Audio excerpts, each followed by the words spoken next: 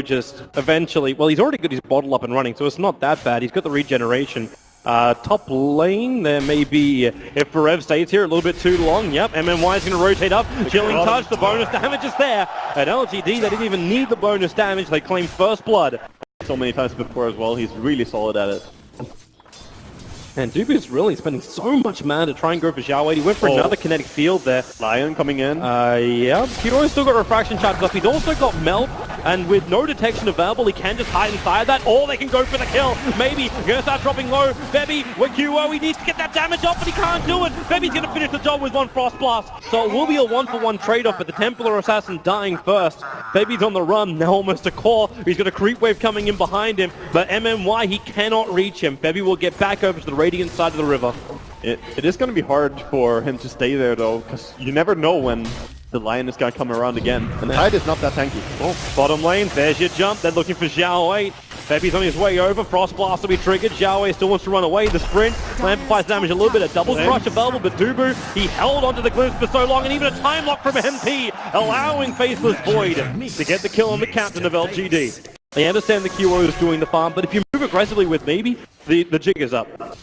And definitely, but they're going to go for it anyway. Oh, fine. Febby's in the neighborhood. He doesn't have his Chain Frost yet. QO, they get the Hex off. He's got Meld, he's got Refraction. He can't get either off. The control is just too good from MMY. Stacks. So they try and loop in behind the tower. Go further down. Their observable is going to reveal the fact that he's not there. In fact, QO has moved all the way down to the bot lane where Xiao Wei makes his way over to Dubu, gets the crush off. With the amplification, Dubu has to commit the ultimate as well as Fairy Fire. Can't walk out in time.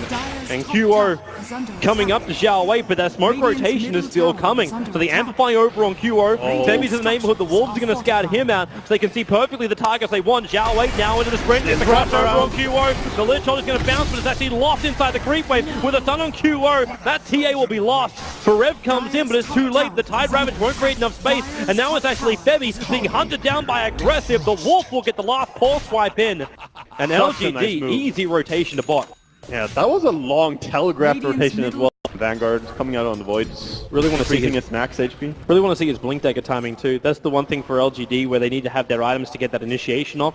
Both the Blinks over on Lion as well as on Xiao Wei. Or you can just do this. Walk in, Ice Blast, now MP, commits the ultimate. He goes for MMY in the back line. Thanks to Dubu, you have lost the Tide Hunter. And Xiao Wei, he's got Crush available, gets it over on Dubu, doesn't get on MP, but with maybe rotating over, Dubu way too far up. Easy pick off for the TPing support of LGD to that tier 1 tower on bot and inching forward. Because the observer ward behind the tower, he's actually got a better position for glimpses. Also means he can glimpse away TPing support, something which LGD may not be ready for.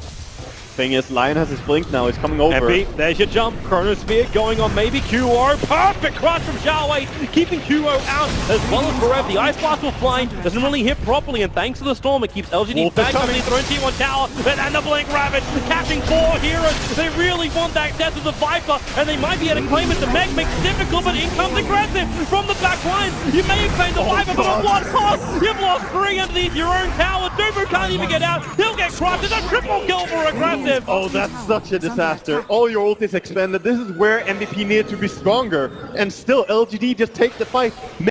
They give the pressure to that tier 2 tower on bottom lane. It's very easy to do.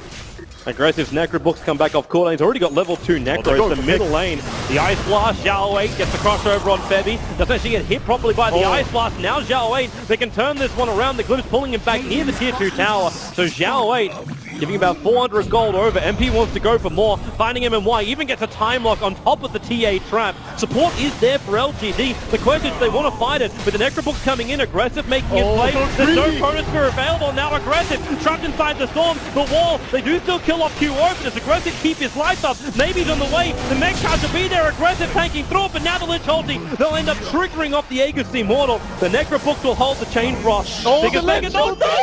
He killed himself on his own ultimate! Oh, baby! I don't know if calculated or just unintentional awesomeness, but LGD, they're smoking. LGD are on their way. They're going to come in too. The Wolves are dire scouting so jungle. much. They know everything right now. Yeah, there's one right in the tail of Dubu. The Blink Crush catching Dubu as well. QO, the Rabbit, however, combining up with the Storm. It may be enough damage. QO's trying to hunt that ancient version down. Now the Lynch holding, bouncing around LGD. They're able to defuse this situation until the Chronosphere locking in Zhao Wei. They want him dead, and they're going to get him dead. But this is a one-for-one trade-off. The damage is gone. Dubu wants to TP out with the wall. He's almost able to do so. The Lycan was there to finish the job. MP still not safe. Four staff. MMY actually getting caught, turned around. MP will be able to time walk away. MVP in this scenario. MVP's going to come back. Already LGD, they're about to walk up the hill. The observer wall gets placed. So LGD have perfect vision inside the MVP base. Noticing MP's on the front line. Zhao Wei jumps over on Forev, taking some decent damage. Has to already trigger the pipe. And it's only on the... Actually, it does blend over to MP. They get rid of the Observe Ward, removing that vision, and now Forev jumps in. They need to kill on aggressive with a Storm up, and also maybe controlled aggressive. The Aegis Immortal will pop. Forev has to back up now with a Finger of Death. Forev, he's going to tick down low, maybe actually dodging the Melon Strike with that Mana Style, and aggressive BKB. He's hunting for Templar Assassin, even crits him down too, looking for Dubu. The dog is mad. But his BKB is worn off, so now he has to be a little bit more passive. Templar Assassin does not have buyback, so this is the top rack. They're going to try and glimpse aggressive back into the wall with the Chain Frost, but Zhao Wei, a triple crush on the back line. MMY, a follow-up double stun, keeping him in check. And Dubu, he'll die to maybe just easily move forward. Now attacks the MP with the time walk himself away from this one. LGD, still with all 5 players up, are looking to go even further than this. They can turn to the mid-rack with the crush from Zhao Wei. The Ice Blast coming in, MP, Femi, there goes the pop. Faithless Void is down. He still has a buyback, but there is no Chronosphere available for a minute. And you they just don't have combos. Up. They keep going. They have so much to just keep pushing here. Vlad, Mech, keeping them healthy.